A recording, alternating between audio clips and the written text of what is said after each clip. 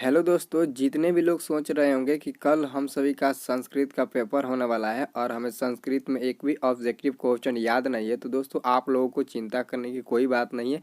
क्योंकि अगर एक बार इस वीडियो को देख लेते हो पूरा, तो आप आसानी से 50 ऑब्जेक्टिव क्वेश्चन को टिक लगा सकते हो। क्योंकि मेरे पास खासियत है दोस्तों कि जब भी मैं कम से कम 50 ऑब्जेक्टिव प्रश्न बताता हूँ संस्कृत में, तो उसमें से 25 ऑब्जेक्टिव प्रश्न आपके बोर्ड में लड़ जाता है दोस्तों। तो आप लोग मात्र एक बार वीडियो को देखकर रिपीट कर लो, आप आसानी से 50 ऑब्जेक्टिव क्वेश्चन को टिक लगा सकते हो। ठीक है, तो आप लोग ज़रूर देख लेना दोस्तों, भूल मत करना। ठीक है, तो चलिए दोस्तों वीडियो को स्टार्ट करते हैं। दोस्तों यहाँ पर संस्कृत का पहला क्वेश्चन है। दोस्तों इस वीडियो में हम आपको 100 ऑब्जेक्टिव प्रश्न बताएंगे। ठीक है, तो यहाँ पर दोस्तों पहला क्वेश्चन है कि गांधी सेतु पुल कहाँ अवस्थित है। गांधी सेतु पुल कहाँ अवस्थित है, हम लोग इसका सही उत्तर देंगे ऑप्शन नंबर डी, पाटलिपुत्र में अवस्थित है। ठीक है, और 2 नंबर प्रश्न है दोस्तों कि पाटली पुष्पों की पुतलिका रचना के आधार पर पटना का कौन सा नाम है। तो इसका हम लोग सही उत्तर क्या देंगे दोस्तों, ऑप्शन नंबर ए देंगे, पुष्पपुर। ठीक है, ऑप्शन नंबर ए देंगे।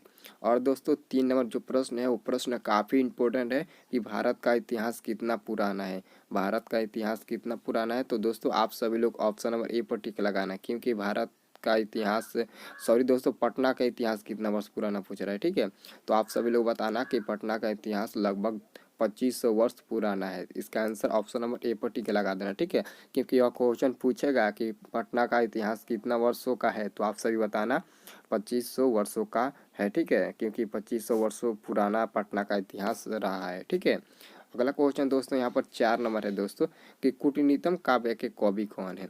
कूटनीतम काव्य के कवि कौन है, तो आप सभी बताना ऑप्शन नंबर बी पर टिक लगा देना, दामोदर गुप्त। ठीक है, दामोदर गुप्त कूटनीतम काव्य के कवि है। अगर पूछे कि राजशेखर की कौन सी रचना है, तो काव्य मीमांसा हो जाएगा। जो काव्य मीमांसा के कवि है राजशेखर। ठीक है, आप सभी याद रखना, आगे आएगा। ठीक है, और यहाँ पर दोस्तों 5 नंबर प्रश्न है कि आलसियों के सुख को देखकर किसने आलसी बनने का स्वांग किया। तो हम लोग इसका सही उत्तर क्या देंगे दोस्तों, ऑप्शन नंबर सी को देंगे, धूर्त लोग। ठीक है, ऑप्शन नंबर सी हो जाएगा। और दोस्तों यहाँ पर 6ठा नंबर प्रश्न की आग कहाँ लगाई गई।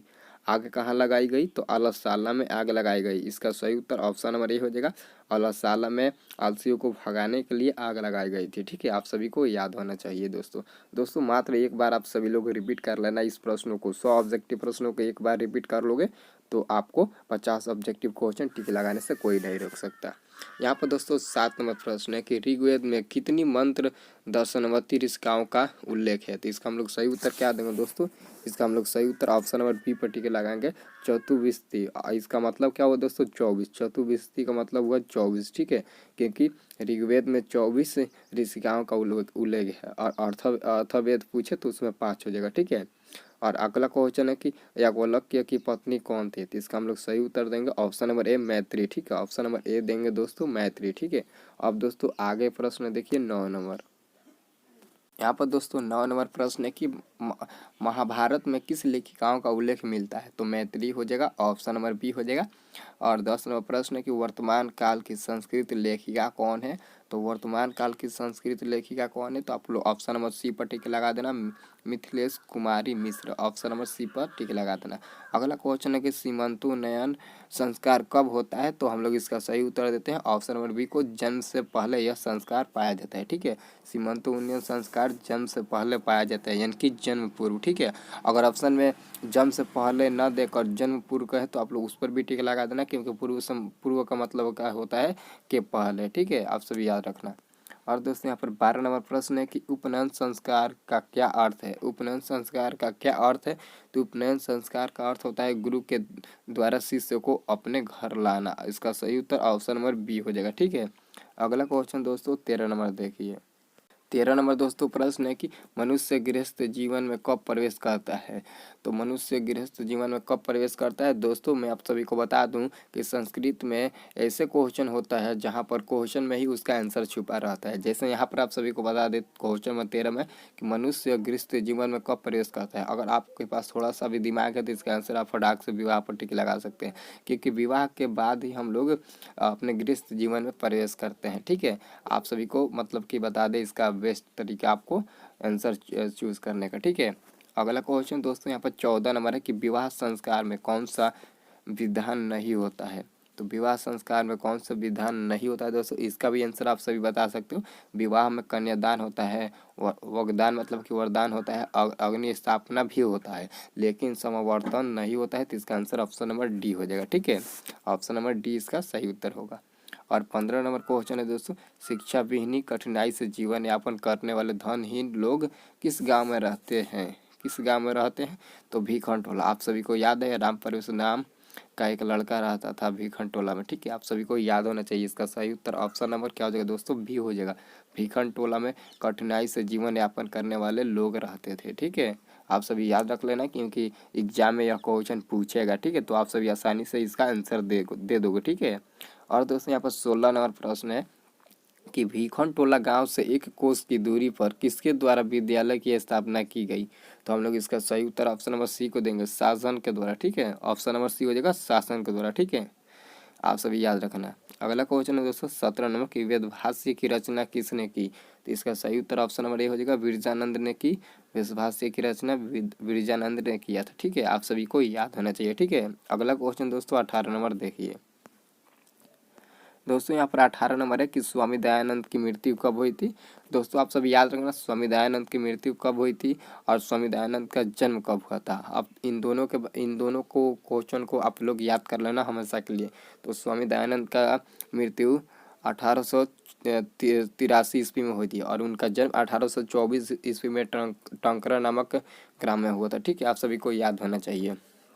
और अगला क्वेश्चन है दोस्तों 19 नंबर की स्वामी दयानंद का जन्म कहाँ हुआ था? तो स्वामी दयानंद का जन्म गुजरात प्रांत के टंकारा नामक गांव हुआ था। तो गुजरात यानी कि आपका ऑप्शन नंबर सी हो जाएगा, क्योंकि यहाँ पर आप सभी को याद होगा कि स्वामी दयानंद का जन्म गुजरात प्रांत के टंकारा नामक गांव में 1824 ईस्वी में हुआ था। ये आप लोग याद रखोगे तो यहाँ से 3-4 ऑब्जेक्टिव क्वेश्चन बन जाएगा। ठीक है, और 20 नंबर प्रश्न की बाघ के हाथ में क्या था? तो बाघ के हाथ में सोने का कंगन था, जो किसी को भी अपने लोभ में फंसाकर मारकर खा जाता था। आप सभी कहानी पढ़े ही होंगे, तो इसका आंसर ऑप्शन नंबर ए हो जाएगा। अब दोस्तों अगला क्वेश्चन आपको 21 नंबर देखना है। 21 नंबर क्वेश्चन है दोस्तों कि बाघ कैसा था? ठीक है, तो बाघ बूढ़ा था, शक्तिहीन था और गलित नसदंड भी था। ठीक है, इसलिए इसका आंसर होगा ऑप्शन नंबर डी हो जाएगा, उपयुक्त सभी। इसका आंसर क्या हो जाएगा दोस्तों?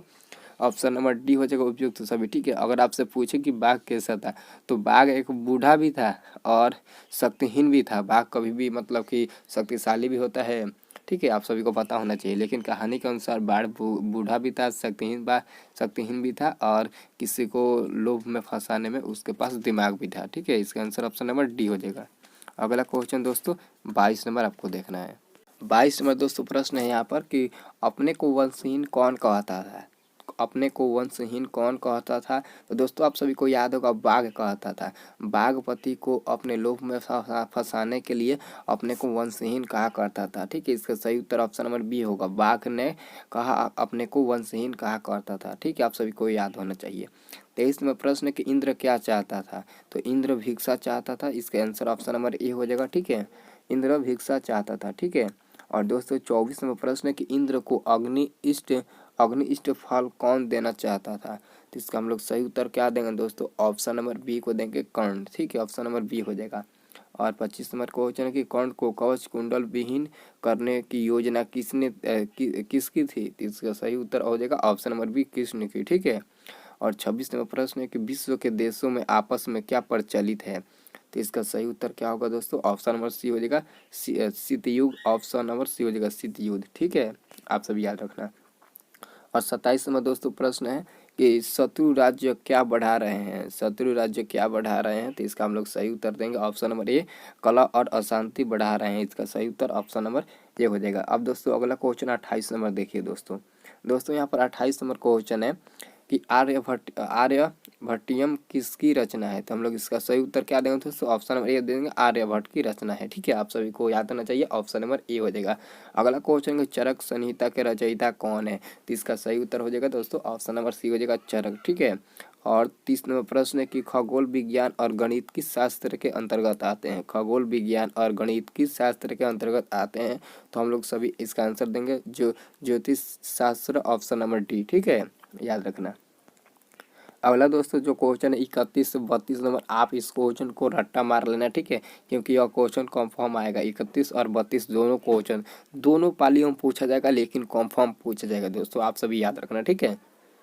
क्वेश्चन है दोस्तों 31 नंबर की सत्यमेव जयते डैश डैश डैश करके दिया है और पूछा जा रहा है यह किस मंत्र से संकलित है। तो दोस्तों आप सभी को मैं ट्रिक बता रहा हूँ, आप लोग सबसे इस जो पहला वाला शब्द है ना सत्यमेव जयते, आप मात्र इसी को याद कर लेना, सत्यमेव जयते। इसके बाद से कुछ भी लिखा होगा उसको हम ध्यान नहीं देंगे, क्योंकि हमें ध्यान देना है सिर्फ सत्यमेव जयते पर, ठीक है। सत्यमेव जयते पर ध्यान देंगे और देखेंगे कि यह मंत्र किस उपनिषद से संग्रहित है, यानी कि संकलित है। तो हम लोग इसका सही उत्तर देंगे ऑप्शन नंबर सी को, मुंडक उपनिषद से संकलित है। और वैसे ही 32 नंबर को याद रखना है, अणोहरियान महत्व, आपको सिर्फ इतना ही याद रखना है और आगे देखना है यह मंत्र किस उपनिषद से संग्रहित है। तो हम लोग इसका आंसर दे देंगे ऑप्शन नंबर बी, कठोपनिषद मंत्र से संकलित है, ठीक है। अगला क्वेश्चन 33 नंबर दोस्तों देखिए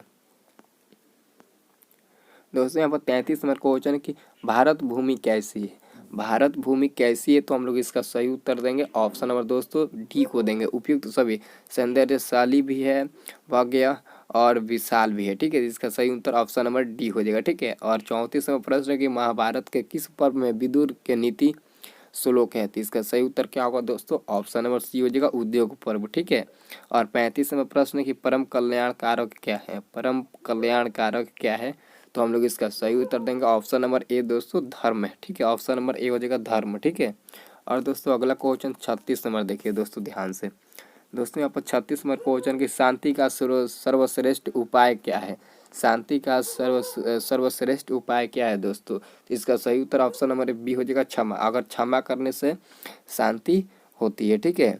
और यहाँ पर दोस्तों 37 में प्रश्न है कि दोनों भुजाएं ऊपर उठाकर सूर्य देव की आराधना कौन कर रहा है, कौन कर रहे हैं। तो इसका सही उत्तर हम क्या देंगे दोस्तों, ऑप्शन नंबर हम इसका देंगे बी को, मुनिगण, ठीक है, मुनिगण। ऑप्शन नंबर अगला क्वेश्चन दोस्तों 38 नंबर की मंदाकिनी नदी में कौन स्नान कर रहे हैं, मंदाकिनी नदी में कौन स्नान कर रहे हैं। तो इसका सही उत्तर होगा ऑप्शन नंबर सी, मुनि ऋषि मंदाकिनी नदी में स्नान कर रहे हैं, ठीक है।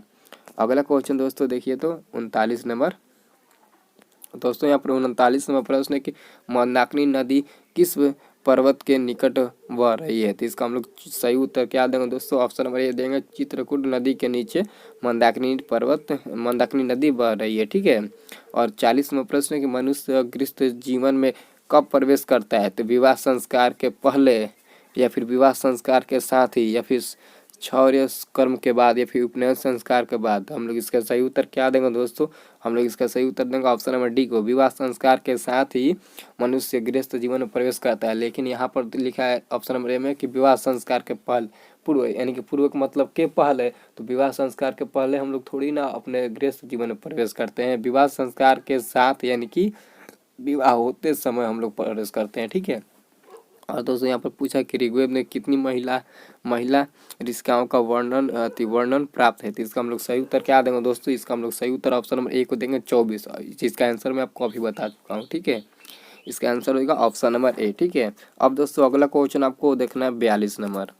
यहाँ पर दोस्तों 42 में प्रश्न है दोस्तों कि प्रियवादी पुरुष कैसे होते हैं। तो हम लोग इसका सही उत्तर क्या देंगे दोस्तों, ऑप्शन नंबर ए को देंगे, दुर्लभ होते हैं, ठीक है। अब दोस्तों अगला क्वेश्चन आपको 43 नंबर देखना है। 43 नंबर दोस्तों क्वेश्चन है कि शंकर रचित के रचनाकार कौन है, शंकर रचित के रचनाकार कौन है। तो पंडित छमाराव हो जाएगा, ऑप्शन नंबर ए हो जाएगा दोस्तों। और अगला क्वेश्चन है कि स्वामी दयानंद की मृत्यु कब हुई थी, जिसका आंसर मैं आप सभी को अभी बता चुका हूँ कि स्वामी दयानंद की मृत्यु कब हुई थी। तो आप सभी को बताया, तो आप लोग फटाक से बता दीजिए, ऑप्शन नंबर सी हो जाएगा 1883 ईस्वी में। और 45 नंबर क्वेश्चन की गोदान किस संस्कार का मुख्य कर्म है, गोदान किस संस्कार का मुख्य कर्म है। तो आप सभी को बता दें, इसका सही उत्तर ऑप्शन नंबर बी हो जाएगा, केशांत संस्कार का प्रमुख कर्म है, ठीक है। और दोस्तों अगला क्वेश्चन दोस्तों यहाँ पर 46 नंबर है कि स्वामी दयानंद ने कैसा काम किया, स्वामी दयानंद ने कैसा काम किया। तो आप सभी को पता होगा कि स्वामी दयानंद ने समाज सुधारक के बहुत ही मतलब कि अच्छे इंसान थे, समाज सुधारक के अंतर्गत, ठीक है। इसका सही उत्तर ऑप्शन नंबर सी हो जाएगा। और 47 में प्रश्न है कि नीति श्लोक का पाठ महाभारत के किस पर्व से संकलित है। तो इसका हम लोग सही उत्तर क्या देंगे दोस्तों, ऑप्शन नंबर बी को देंगे, उद्योग पर्व, ठीक है। और 48 में प्रश्न है कि आर्य शब्द का क्या अर्थ है। तो इसका सही उत्तर क्या होगा दोस्तों, ऑप्शन नंबर सी हो जाएगा, श्रेष्ठ है। ठीक है, इसका आंसर सी होगा। और दोस्तों अगला प्रश्न है दोस्तों 49 नंबर प्रश्न दोस्तों कि महाराज धृतराज के प्रश्नों का समुचित उत्तर कौन देते थे। तो इसका सही उत्तर क्या देगा दोस्तों, इसका हम लोग सही उत्तर देंगे ऑप्शन नंबर ए, मंत्री विदुर। ठीक है। और अगला प्रश्न है दोस्तों 50वां कि कर्ण किस देश का राजा था। कर्ण किस देश का राजा था, इसका हम लोग सही उत्तर देंगे ऑप्शन नंबर सी को, अंग देश का राजा था। कर्ण अंग देश का राजा था। ठीक है। तो दोस्तों यहाँ पर आप सभी को सेट 1 का ऑब्जेक्टिव प्रश्न बताया। अब दोस्तों आगे सेट 2 का ऑब्जेक्टिव फिर 50 देखिए, उसको भी आप लोग रिपीट कर लीजिएगा और ध्यान से देखिएगा। दोस्तों आप सभी को बता दें कि आप सभी लोग एक बार जरूर पूरा देखना दोस्तों, क्योंकि कंफर्म दोस्तों आप लोगों को यहाँ पर 50 ऑब्जेक्टिव आसानी से आप लोग टिक लगा सकते हो। ठीक है। तो आप सभी लोग वीडियो को लाइक नहीं किए तो वीडियो को फटाफट लाइक कर दो दोस्तों, और चैनल पर नए हैं तो चैनल को सब्सक्राइब कर दो। ठीक है। तो चलिए दोस्तों आगे के क्वेश्चन आगे देखते हैं। ठीक है। तो आइए दोस्तों आगे हम क्वेश्चन नंबर फिर से क्वेश्चन नंबर 1 से शुरुआत करते हैं। दोस्तों यहाँ पर सेट 2 का पहला प्रश्न है कि राजशेखर की रचना कौन सी है। तो हम लोग इसका सही उत्तर ऑप्शन नंबर ए को देंगे, काव्य मीमांसा राजशेखर की रचना है। ठीक है। और 2 नंबर प्रश्न है कि कुमुदी महोत्सव किस ऋतु में मनाया जाता है। तो इसका हम लोग सही उत्तर ऑप्शन नंबर डी को देंगे, शरद ऋतु में कुमुदी महोत्सव मनाया जाता है। और अगला दोस्तों 3 नंबर क्वेश्चन है कि यूनान का राजदूत कौन था। तो यूनान का राजदूत मेगास्थनीक था। इसका सही उत्तर ऑप्शन नंबर सी हो जाएगा दोस्तों। ठीक है, आप सभी याद रखना। और दोस्तों अगला क्वेश्चन है दोस्तों 4 नंबर की पटना नगर की पालिका देवी कौन है। तो पटन देवी हो जाएगा ऑप्शन नंबर सी। ठीक है, आप सभी याद रखना।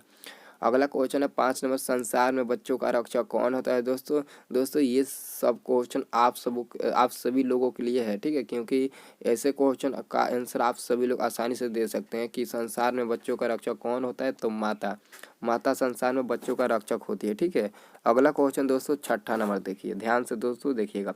6ठा नंबर दोस्तों क्वेश्चन है कि मंत्री वीरेश्वर का स्वभाव कैसा था। तो मंत्री वीरेश्वर का स्वभाव दानी था। ठीक है, आपका आंसर हो जाएगा ऑप्शन नंबर बी। और 7 नंबर दोस्तों प्रश्न है कि अथर्ववेद में कितनी मंत्र दर्शनवती ऋषिकाओं का उल्लेख है। तो मैं आप सभी को बताया अथर्ववेद में 5 होता है और ऋग्वेद में 24 होता है। ठीक है। और 8 नंबर प्रश्न की गार्गी एवं वाचलक्य किसके दरबार में रहती थी। तो इसका हम लोग सही उत्तर क्या देंगे दोस्तों, ऑप्शन नंबर बी को देंगे, जनक के द्वार में रहा करती थी। ठीक है, आंसर याद रखना। अगला क्वेश्चन दोस्तों 9 नंबर देखिए। अगला क्वेश्चन 9 नंबर दोस्तों की विजयांका किस रंग की थी। तो इसका सही उत्तर क्या हो जाएगा दोस्तों, ऑप्शन नंबर ए हो जाएगा श्याम। ठीक है। और 10 नंबर प्रश्न है दोस्तों कि गांधी दर्शन से प्रभावित होकर किसने पुस्तकों की रचना की। तो हम लोग इसका सही उत्तर देंगे, ऑप्शन नंबर ए को देंगे, क्षमाराव। ठीक है। और 11 नंबर प्रश्न कि अन्नप्राशन संस्कार किस संस्कार के अंतर्गत आता है। तो इसका हम लोग सही उत्तर क्या देंगे दोस्तों, ऑप्शन नंबर सी को देंगे, शैशव संस्कार के अंतर्गत आते हैं। और पूछा जाता है कि शैशव संस्कार कितने होते हैं। तो आप सभी लोग बता देना 6 होते हैं। ठीक है। अगला क्वेश्चन दोस्तों यहाँ पर 12 नंबर है। 12 नंबर दोस्तों प्रश्न है कि इनमें से कौन शैक्षणिक संस्कार नहीं है। तो इसका हम लोग सही उत्तर देंगे, ऑप्शन नंबर बी को, जात कर्म शैक्षणिक संस्कार के अंतर्गत नहीं आता है। और 13 नंबर प्रश्न है कि प्राचीन काल में ब्रह्मचारी वेदारंभ कहाँ करते थे। तो इसका हम लोग सही आंसर क्या देंगे दोस्तों, ऑप्शन नंबर सी देंगे। ठीक है, गुरु के घर पर। ठीक है, इसका आंसर ऑप्शन नंबर सी हो जाएगा दोस्तों। अगला प्रश्न है दोस्तों आपको मिलेगा 14 नंबर प्रश्न है दोस्तों कि केशांश संस्कार में शिष्य का प्रथम शौर्य कर्म कहाँ होता था। तो इसका हम लोग सही उत्तर देंगे, ऑप्शन नंबर ए देंगे, गुरु के घर में। ठीक है। और 15 नंबर क्वेश्चन के भीखंटोला गांव के निवासी कैसे थे। कठिनाई से जीवन यापन करने वाले, धन विहीन, शिक्षा विहीन। तो इसका हम लोग सही उत्तर क्या देंगे दोस्तों, ऑप्शन नंबर डी को देंगे, उपयुक्त सभी। ठीक है, इसका आंसर ऑप्शन नंबर डी हो जाएगा, उपयुक्त सभी। ठीक है। अगला क्वेश्चन दोस्तों यहाँ पर 16 नंबर है कि नवीन दृष्टि संपन्न शिक्षक किस विद्यालय में आए। तो इसका सही उत्तर क्या देंगे दोस्तों, हम लोग इसका सही उत्तर देंगे प्राथमिक विद्यालय में, ऑप्शन नंबर ए। 17 नंबर प्रश्न है कि बाल विवाह प्रथा के विरुद्ध किसने महान प्रयास किया। तो हो जाएगा दोस्तों इसका सही उत्तर हो जाएगा, ऑप्शन नंबर ए हो जाएगा, मूलशंकर। ठीक है, मूलशंकर आपका सही उत्तर ऑप्शन नंबर ए हो जाएगा। ठीक है। अगला क्वेश्चन है दोस्तों कि मूलशंकर यानी कि मूलशंकर किसका नाम है। तो स्वामी दयानंद का उपनाम मूलशंकर होता है। ठीक है, मूलशंकर यानी कि स्वामी दयानंद ने सत्य प्रकाश नामक ग्रंथ की रचना किस भाषा में की। यानी कि स्वामी दयानंद ने एक सत्य प्रकाश नामक पुस्तक की रचना की, जो किस भाषा में की, यही क्वेश्चन आपसे पूछा जा रहा है। तो आप सभी लोग इसका आंसर देना, राष्ट्रीय भाषा हिंदी में की। इसका आंसर ऑप्शन नंबर सी हो जाएगा। ठीक है।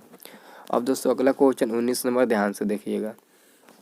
19 नंबर दोस्तों प्रश्न है यहाँ पर कि वेदों के प्रति धर्मानुयायियों का ध्यान किसने आकर्षित किया। तो इसका हम लोग सही उत्तर देंगे ऑप्शन नंबर ए को दयानंद यानी कि स्वामी दयानंद। अगला क्वेश्चन है दोस्तों, यहाँ पर वर्ड थोड़ा कठिन है, ठीक है, आप लोग ध्यान से पढ़ लीजिएगा। भाग्य नैति संभवती किसने सोचा। तो इसका हम लोग सही उत्तर क्या देंगे दोस्तों, ऑप्शन नंबर ए को देंगे, पथिक ने सोचा, यानी कि भाग्य से ऐसा संभव है यह पथिक ने ही सोचा, ठीक है। और अगला क्वेश्चन है 21 नंबर की कुत्र तो कंगणम किसने कहा थी। इसका हम लोग सही उत्तर क्या देंगे दोस्तों, ऑप्शन नंबर ए को देंगे दोस्तों, चोर ने। ऑप्शन नंबर ए हो जाएगा चोर ने, ठीक है, याद रखना।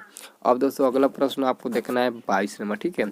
22 नंबर दोस्तों क्वेश्चन है कि औषधि का प्रयोजन किसके लिए नहीं है। तो इसका हम लोग सही उत्तर क्या देंगे दोस्तों, ऑप्शन नंबर डी को देंगे, निरोग के लिए नहीं है। और 23 नंबर प्रश्न की ब्राह्मण के वेश में कर्ण के समीप कौन जाता है। इसका सही उत्तर होगा ऑप्शन नंबर सी इंद्र, ठीक है, ब्राह्मण के वेश में कर्ण के समीप जाता है। और 24वां प्रश्न की कर्ण ब्राह्मण वेशधारी इंद्र को पहले क्या देना चाहता है। तो इसका हम लोग सही उत्तर देंगे, ऑप्शन नंबर ए देंगे, 1000 गायें पहले दान में देना चाहता था, ठीक है, आप सभी को याद होना चाहिए, ठीक है। और दोस्तों यहाँ पर 25 नंबर प्रश्न है दोस्तों कि कौन किस देश का राजा था। तो कौन अंग देश का राजा था, इसका आंसर ए हो जाएगा। और 26 नंबर प्रश्न कि आज शांति सागर तट पर कौन स्थित है। तो इसका सही उत्तर हो जाएगा दोस्तों संपूर्ण संस्कार। देखिए तो ऑप्शन नंबर सी में दिया है, संपूर्ण संस्कार इसका आंसर होगा, ठीक है। और दोस्तों यहाँ पर 27वां प्रश्न कि विश्व में अशांति के 2 कारण क्या है। विश्व में अशांति के 2 कारण क्या है। तो हो जाएगा द्वेष और असहीनता। ऑप्शन नंबर क्या हो जाएगा दोस्तों, ए हो जाएगा, ठीक है, आप सभी याद रखना। और 28 नंबर दोस्तों प्रश्न है कि कणाद किस दर्शन के प्रवर्तक है। तो इसका सही उत्तर होगा ऑप्शन नंबर दोस्तों सी हो जाएगा, ठीक है। और अगला क्वेश्चन है 29 नंबर की न्याय दर्शन के प्रणेता कौन है। तो इसका सही उत्तर होगा दोस्तों ऑप्शन नंबर ए हो जाएगा गौतम, ठीक है, ऑप्शन नंबर ए हो जाएगा। अगला क्वेश्चन दोस्तों 30 नंबर देखिए दोस्तों, यहाँ पर 30 नंबर प्रश्न है कि वेदांत दर्शन के प्रवर्तक है। तो इसका हम लोग सही उत्तर ऑप्शन नंबर ए को देंगे, ठीक है। और अगला क्वेश्चन है 31 नंबर की सत्य का मुख किस पात्र से ढका हुआ है। दोस्तों इस क्वेश्चन को VVI लगा लीजिए दोस्तों, VVI नहीं तो इससे आप लोग हमेशा के लिए रट लीजिए, क्योंकि दोस्तों ये कॉन्फर्म क्वेश्चन है कि आपके दोनों पालियों में रहेगा। अगर नहीं रहेगा तो दोस्तों आकर इस चैनल को अनसब्सक्राइब कर दीजिएगा, क्योंकि सत्य का मुख किस पात्र से ढका हुआ है यह क्वेश्चन अवश्य रहेगा। इसका आंसर होगा ऑप्शन नंबर ए, हिरणमय पात्र से ढका हुआ है, ठीक है। और 32 नंबर दोस्तों क्वेश्चन है, 32 नंबर क्वेश्चन को आप लोग ध्यान से दोस्तों देखिएगा। 32 नंबर क्वेश्चन को आप लोग इसी को ज़्यादातर पे याद रखना, वेदा मेतम पुरुषम महानतम। तो इसका आंसर आप लोग याद रखना ऑप्शन नंबर डी हो जाएगा। आप लोग किसी तरह इसका मतलब कि 2 वाक्य 2 शब्द आप लोग याद कर लीजिएगा, उसके बाद से इसका आंसर आप लोग ऑप्शन नंबर डी पर टिक लगा दीजिएगा। और 33 नंबर प्रश्न कि देवता लोग किस देश की स्तुति करते हैं। तो भारत देश की करते हैं, इसका आंसर ऑप्शन नंबर ए हो जाएगा। और अगला क्वेश्चन दोस्तों आपको मिलेगा 34 नंबर, ठीक है। यहाँ पर दोस्तों 34 नंबर प्रश्न है कि परम संतोष देने वाली क्या है। तो इसका हम लोग सही उत्तर क्या देंगे दोस्तों, ऑप्शन नंबर ए को देंगे विद्या, ठीक है। और 35 नंबर प्रश्न है कि परम सुख देने वाला क्या है। परम सुख देने वाला क्या है।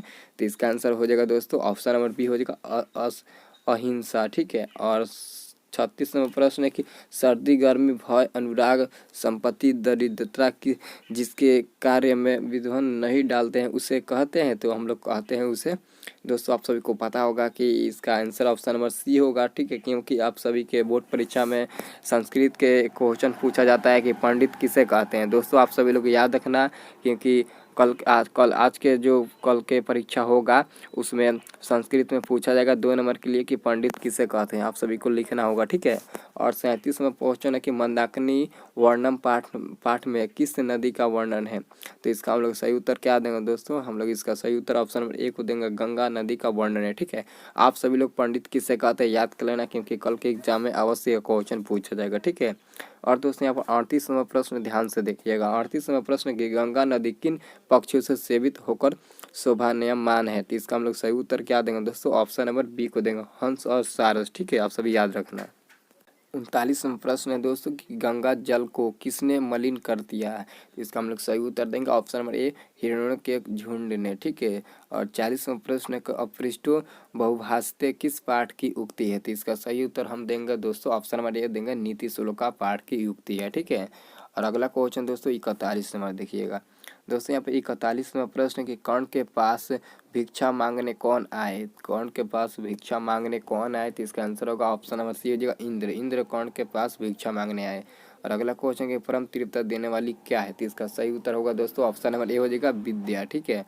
और 43वां प्रश्न कि अपना और पराया किस गणना कौन करते हैं। अपना और पराया की गणना कौन करते हैं, तो इसका हम लोग सही उत्तर देंगे दोस्तों ऑप्शन नंबर डी को देंगे, भिन्न चित्त वाले। ठीक है, निम्न चित्त वाले, ऑप्शन नंबर डी हो जाएगा। ठीक है। और दोस्तों अगला क्वेश्चन 44 नंबर देखिए। 44 नंबर दोस्तों प्रश्न है कि किसकी महिमा सर्वत्र गाई जाती है। तो भारत की महिमा सर्वत्र जगह को गाई जाती है। ठीक है, याद रखना आप सभी। 45 में दोस्तों प्रश्न है दोस्तों कि परपीड़न से क्या मिलता है, तो पाप मिलता है। ऑप्शन नंबर इसका आंसर हो जाएगा डी नंबर। ठीक है। और दोस्तों और 5 प्रश्न है, आप लोग उसको भी ध्यान से देख लीजिए। ठीक है। तो 5 नंबर और प्रश्न है दोस्तों, 5 और प्रश्न है। वो प्रश्न है 46 नंबर दोस्तों कि भारत की शोभा से कौन प्रसन्न होते हैं। तो भारत की शोभा से ईश्वर प्रसन्न होते हैं। इसका आंसर हो जाएगा ऑप्शन नंबर ए। अगला क्वेश्चन है दोस्तों कि अशांति से क्या होता है। अशांति से क्या होता है दोस्तों, आप सभी याद रखना, मानवता का विनाश होता है अशांति से। ठीक है। और दोस्तों अगला क्वेश्चन आपको पूछ दिया दोस्तों 48 नंबर में कि शैशव संस्कार कितने हैं। तो शैशव संस्कार 6 होते हैं, जिसका आंसर आप सभी को अभी मैं आपको बताया। ठीक है, कि शैशव संस्कार 6 होते हैं। और अंतिम प्रश्न कि ऋषिकाओं का द्वारा प्रेरित को क्या कहते हैं। ऋषिकाओं का द्वारा प्रेरित को क्या कहते हैं, तो इसका सही उत्तर होगा ऑप्शन नंबर डी हो जाएगा दोस्तों। ठीक है, इसका आंसर सही उत्तर होगा ऑप्शन नंबर डी। ठीक है, आप सभी याद रखना ऑप्शन नंबर डी हो जाएगा। ठीक है। तो दोस्तों मैं आपको 100 ऑब्जेक्टिव प्रश्न बता दिया। ठीक है।